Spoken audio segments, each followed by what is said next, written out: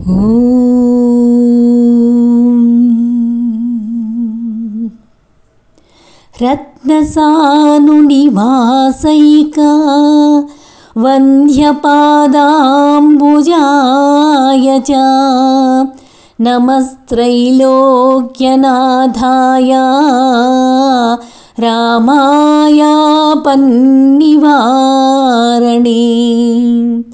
ఆపదామపహర్తారం దాతారం సర్వసంపదాం లోకాభిరామం శ్రీరామం భూయో భూయో నమామ్యహం భూయో భూయో నమామ్యహం. నిజంగా జీవితము అనేది ఒక భయంకరమైన అరణ్యం, అగాధమైనటువంటి సాగరం. ప్రయాణం సాఫీగా సాగుతుందని చెప్పలేం. విధి విన్యాసాలు వ్యక్తి పరిధిలోకి రావు కదా. కాబట్టి పరిస్థితులు మన ఆధీనంలో ఉండవు అనేది మన అనుభవంలో ఉన్న విషయం. కానీ ప్రవర్తన అనేది మార్చుకునే అవకాశం మనకి ఉంది కదా. విషమ పరిస్థితులు ఎదురైనట్లే విషమ పరీక్షలు కూడా చుట్టుముట్టి బాధిస్తూ ఉంటాయి. దెబ్బలకు ఓర్చుకొని శిల అనేది విగ్రహం అవుతుంది. నిప్పులో కాలిస్తే బంగారం 24 క్యారెట్ బిస్కెట్ అవుతుంది. విధి వక్రిస్తే, ధర్మ సంకటాలు తలెత్తితే అంతర్మథనం ఏ వ్యక్తికైనా తప్పదు. అంతర్మథనంలోనే జీవితం అమృతమయం చేసుకోవచ్చు. జన్మ వచ్చిన తర్వాత కష్టాలు సహజంగా ఉంటాయి, అలాగే కన్నీళ్ళు సహజమే. వాటి నుండి పాఠాలు నేర్చుకోకపోతే మాత్రం అవి కూడా వ్యర్థమైపోతాయి. అప్పుడు ఏం ఉపయోగం? ఏడుస్తూ బతికడమే జీవుడి పని. అలా కాకూడదు. వాటి నుండి గుణపాఠాలు, పాఠాలు, పశ్చాత్తాపాలు, జీవిత సానుకూలత నేర్చుకోవాలి. అది మనకి రామాయణం చక్కగా అందిస్తుంది. అన్నగారి ఆజ్ఞను పాటించటమే లక్ష్మణుడికి ధర్మం. పైగా రామునికి అపాయం లేదు, రాముని కంఠస్వరంతో పలికింది మారీచుడే అని లక్ష్మణుడికి బాగా విశ్వాసం లోపల. అందుకని సీతమ్మను వదిలిపోవడానికి లక్ష్మణుడు నిరాకరించాడు. ఇందులో లక్ష్మణుడి తప్పు ఇసుమంతైనా లేదు, అది అందరికీ అర్థమవుతూనే ఉంది. ఇకపోతే సీతమ్మ, ఆమె దారుణమైన మానసిక కల్లోలంలో భర్త భద్రత కోసం కాంక్షించి లోపల ఆవేశంతో పలికినటువంటి మాటలవి. అట్లా కూడా మనం అర్థం చేసుకోవాలి. సరే, తప్పలేదు. లక్ష్మణుడు సీతమ్మకు నమస్కరించాడు. రాముణ్ణి వెతుక్కుంటూ అరణ్యంలోకి ప్రవేశించాడు. పర్ణశాల ముందు నిలబడి రామలక్ష్మణుల రాకకై సీతమ్మ ఆతృతతో నిరీక్షిస్తూ ఉంది. రాముడు వెళ్ళాడు, లక్ష్మణుడు వెళ్ళాడు. అవకాశం కోసం రావణుడు ఎదురు చూస్తున్నాడు. ఇద్దరూ లేని సమయాన్ని చూశాడు. మనస్సు సంతోషమైంది. వెంటనే మాయావేషాన్ని ధరించాడు. మోసం చెయ్యాలి అనే నిర్ణయానికి వచ్చేశాడు. మోసపూరితమైన వేషాన్ని ధరించాడు. మృదువైన కాషాయ వస్త్రాన్ని ధరించాడు. జడధారిగా మారాడు. కాళ్ళకి చెప్పులు, తలపై ఛత్రం ధరించాడు. ఎడమ భుజానికి దండ కమండలాలు ధరించాడు. పర్ణశాల ముందు ప్రత్యక్షమయ్యాడు. అక్కడ ఆ పర్ణశాలలో రాముణ్ణి గురించి దుఃఖిస్తూ, చింతతోటి కన్నీరు కారుస్తూ సీతమ్మ పర్ణశాల వద్ద కూర్చొని ఉంది. పచ్చని పట్టుబట్ట కట్టుకొని లక్ష్మీదేవిలా శోభిస్తూ ఉంది. అట్లాంటి సీతమ్మను రావణుడు చూశాడు. మెల్లగా దగ్గరికి సమీపించాడు. దుష్ట కార్యాలు చేసేటటువంటి ఆ రావణుని చూచి జనస్థానంలో చెట్లు వణికిపోయాయట. గాలి వీచడం మానేసింది. వేగంగా ప్రవహిస్తున్న గోదావరి ఎర్రని కళ్ళతో చూస్తున్న రావణునికి భయపడి కాస్తంత వడి తగ్గించిందట. ఇక రావణాసురుడు వేద మంత్రోచ్చారణ చేస్తూ రావణుడు సీతను సమీపించాడు. ఆమె వంక తేరి తేరి చూస్తున్నాడు. మన్మధుని బాణాలు అతని హృదయంలో దిగబడ్డాయి. సీతమ్మ సమ్మోహపరచదలిచి సీతమ్మను రావణుడు ఆమెతో ఇట్లా అంటున్నాడు: ఓ సుందరాంగి, ఈ భయంకర అడవిలో ఒంటరిగా నివసిస్తున్న నీవెవరివి? నీవు నమ్రతకు అధిదేవతవైన హ్రీవా? యశస్సుకు అధిదేవతవైన కీర్తివా? దివ్య శక్తులకు అధిదేవత అయిన భూతివా? లేక ప్రేమదేవత అయిన రతీదేవివా? బహుశా ఇప్పుడు పద్మం లేని సాక్షాత్తు లక్ష్మీదేవివే అయి ఉంటావు. ధవళవర్ణ శోభితంతో నిగనిగలాడుతున్నావు. నీ దంతావళి మల్లె మొగ్గల వరుసను తలపిస్తూ ఉంది. నీ నల్లని కన్నులు పద్మమును పోలిన నీ ముఖంపై తిరుగాడుతున్న నల్ల తుమ్మెదల జంటను పోలి కనిపిస్తూ ఉన్నాయి. నా హృదయాన్ని కల్లోలితం చేసిన నీ సౌందర్యంలో దీటురాదగిన మానవ వనిత గాని దేవ వనిత గాని లేనేలేరని తెలుస్తూ ఉంది. ఓ నల్లని కన్నులదానా, వేరొక చోట ఐశ్వర్యంతో తొలతూగదగిన నీవు ఇక్కడెందుకున్నావు? నీవు రాజభవనంలో అద్వితీయమైన దుస్తులు, రత్న వజ్ర మణిమాణిక్యాలతో అలంకరింపబడి అసంఖ్యాకమైన పరిచారకుల చేత సేవింపబడే శక్తి, సేవింపబడగలిగిన అందం నీకున్నాయి. యోగ్యుడైన భర్తను ఎన్నుకొని ఈ క్రూర మృగాలతో నిండిన కీకారణ్యాన్ని వదిలేసేయి. తనను అంత దుస్సాహసంతో సంబోధిస్తున్నాడు సీతమ్మను. కానీ సీతమ్మ ఆలోచిస్తుంది, మనస్సులోన భయం ఉంది. ఇక్కడికి వచ్చిందా బ్రాహ్మణుడు, వేదమంత్రాలు పఠిస్తున్నాడు కాబట్టి బ్రాహ్మణుని పట్ల అపచారం చేయడం ఇష్టం లేక సీత తన అతిథి అనుకొని సముచితంగా స్వాగత సత్కారాలన్నీ చేసింది. ఆసనమిచ్చింది, అర్ఘ్యపాద్యాదాలు సమర్పించింది, భోజనం పెట్టింది. సీతమ్మ అలా అంటుంది. ఏమని అంటుంది? స్వామి, నా పేరు సీత. మిథిలాపతి మహాత్ముడైనటువంటి జనక మహారాజు యొక్క పుత్రికను నేను.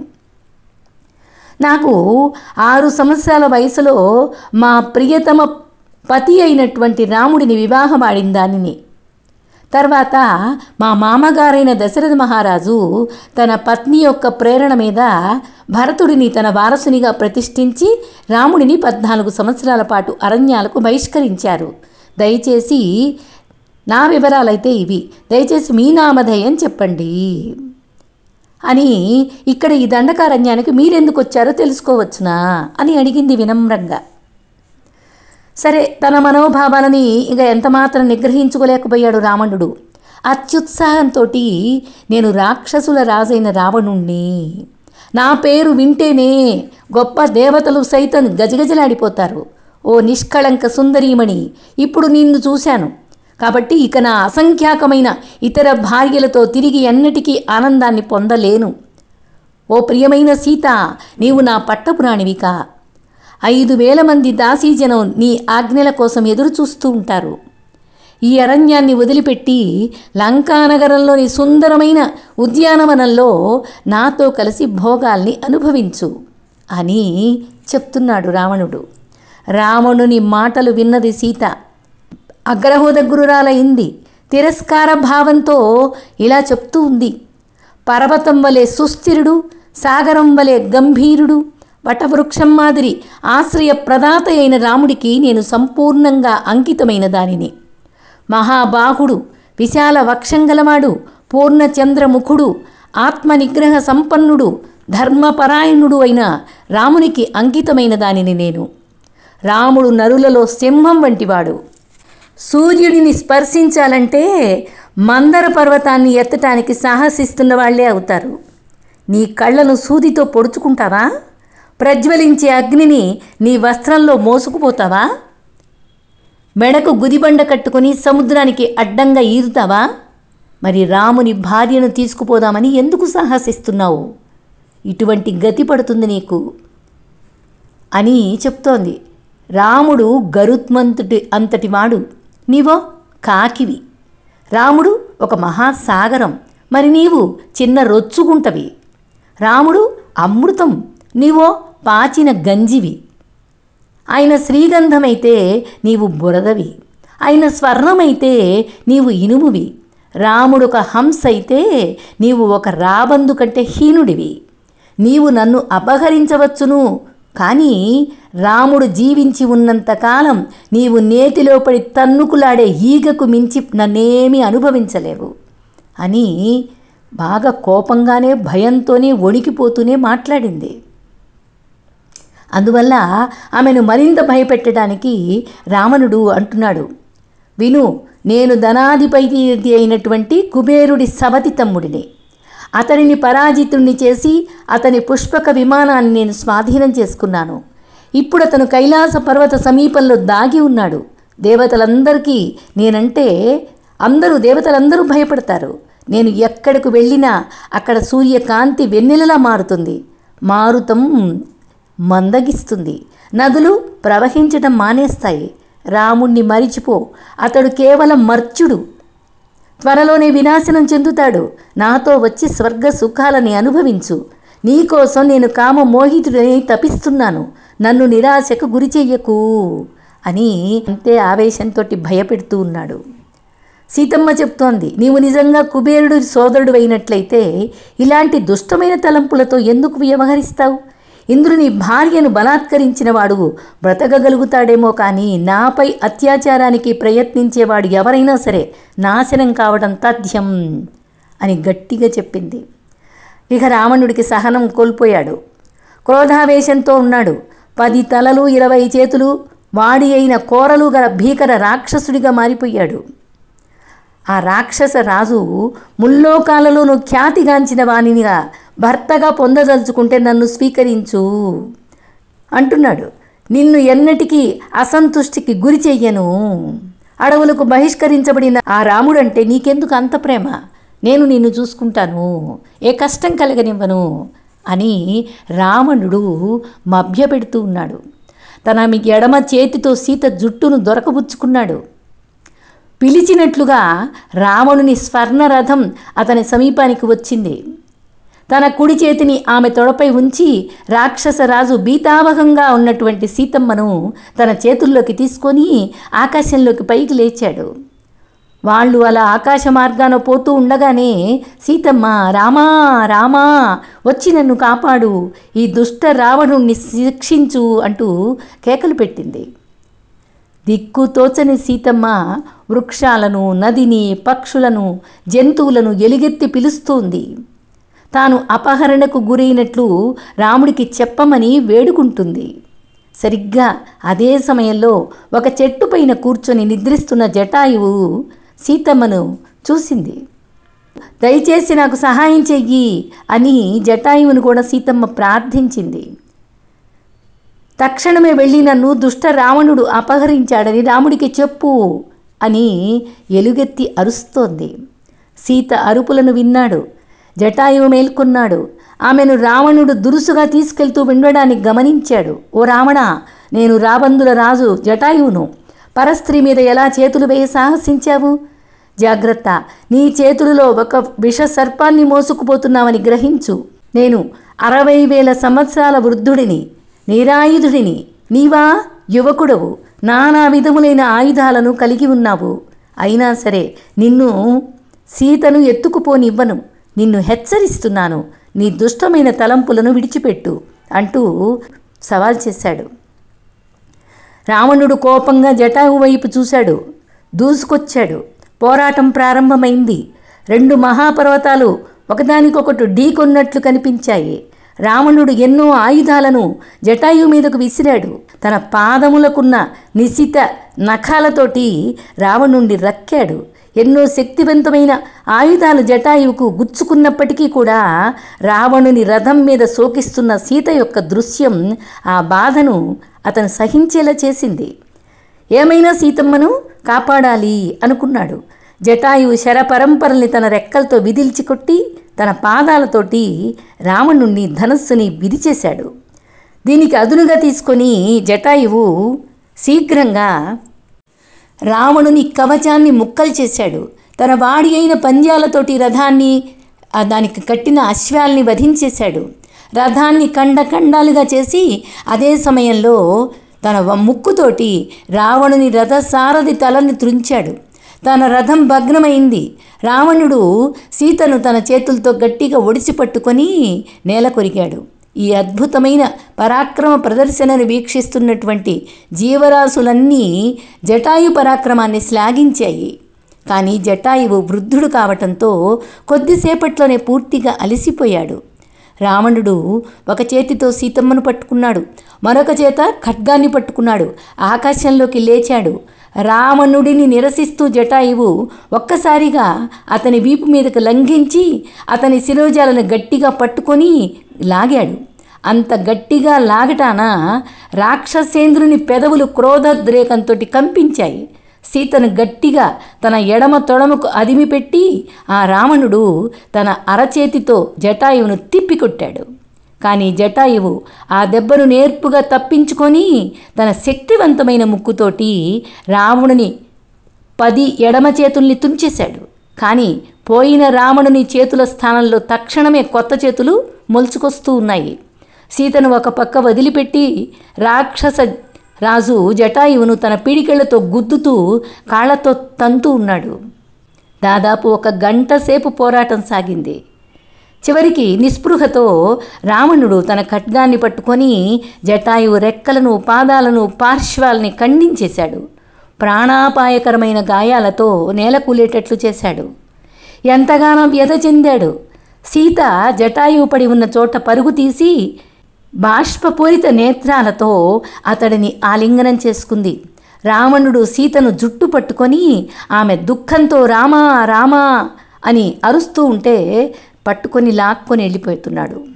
సీత అరుపులతో యావత్తు విశ్వం గతి తప్పిపోయింది. అంతటా అంధకారం ఆవరించింది.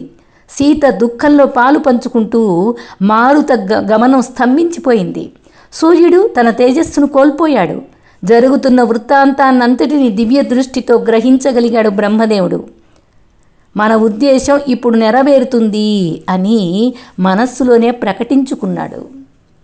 రాక్షస సంహారం, రావణ సంహారం జరుగుతుంది అని నిర్ణయం చేసుకున్నాడు. తరువాత రావణుడు ఆకాశంలోకి లేచాడు. సీత యొక్క ఆభరణాలు తెగిపోయి రత్నమాణిక్యాలు నేలపై పడుతూ ఉన్నాయి.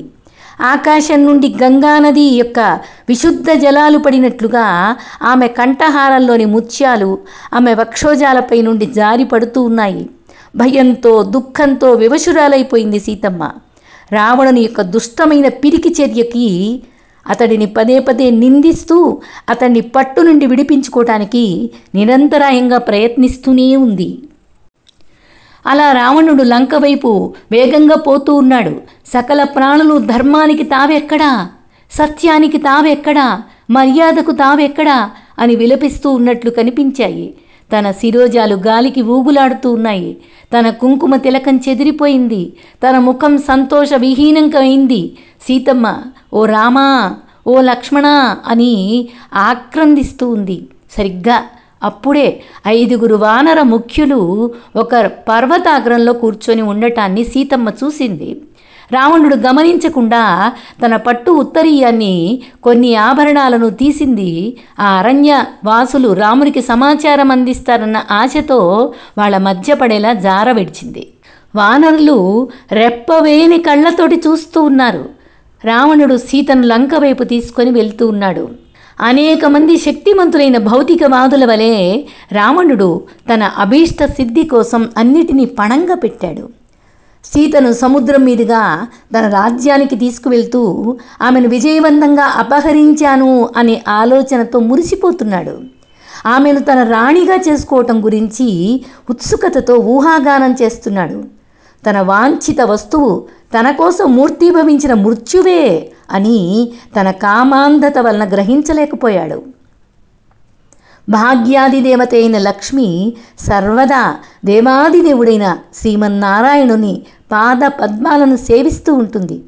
భౌతికవాదులు ఆమెను అనుభవింప చూసినప్పుడు ఆమె కరాళ భౌతిక ప్రకృతి అయిన దుర్గగా అవతరించి వాళ్ళకి కనిపిస్తుంది. ఈ జగత్తుకు అధినేత్రగా దుర్గా వ్యాఘ్రాన్ని అధిరోహించి భౌతిక జీవనపు 3 రకాల బాధలను, అంటే మనం శాంతి శాంతి శాంతి అని శాంతి మంత్రంలో పలుకుతూ ఉంటాం. ఈ 3 రకాల బాధలు లేకుండా చెయ్యడమే ఆ శాంతి అనే దానికి అర్థం. శరీరం మనస్సుల వల్ల కలిగేటటువంటి ఆధ్యాత్మిక తాపాలను, ఇతర జీవరాశులు కలిగించే ఆది భౌతిక తాపాలను, ప్రకృతి బీభత్సాల రూపంలో ఉన్నతతరమైనటువంటి శక్తులు కలుగజేసే ఆది దైవిక తాపాలను, ఈ 3 తాపాలు శాంతించుగాక అనే అర్థమే మనం చదివేటటువంటి శాంతి మంత్రంలో 3 శాంతులకు అర్థం. ఆది భౌతిక, ఆది దైవిక, ఆధ్యాత్మిక తాపాలు శాంతించుగాక. ప్రతి జీవుడికి ఈ 3 తాపాలు ఉంటాయి. ఇవి శాంతింప చెయ్యాలనే మనం శాంతి మంత్రం చేస్తాం. ఇక్కడ ఈ 3 శాంతుల గురించి చెప్తున్నారు. ఈ జీవుడు 3 రకాల బాధల్ని సూచించే ఈ త్రివిధమైనటువంటి శూలాలు గల త్రిశూలాన్ని ధరించి ఉంటుంది. నిజానికి ఆ దుర్గమ్మ ఈ 3 కొనలతోటి పట్టుకున్నటువంటి త్రిశూలాన్ని ధరించి ఉంటుంది. నిజానికి దుర్గ కలిగించే బాధలను ఎంత గొప్ప వైజ్ఞానికుడు కానీ విజేత కానీ ఎదుర్కోలేడు. అలాంటిది భాగ్యలక్ష్మిని మనం చులకన చేస్తే ఆ లక్ష్మీ మాత కనకదుర్గామాతగా మారిపోతుంది, కాళీమాతగా మారిపోతుంది. అప్పుడు ఈ 3 విధాలైన తాపాలు జీవుడికి కలుగుతాయి.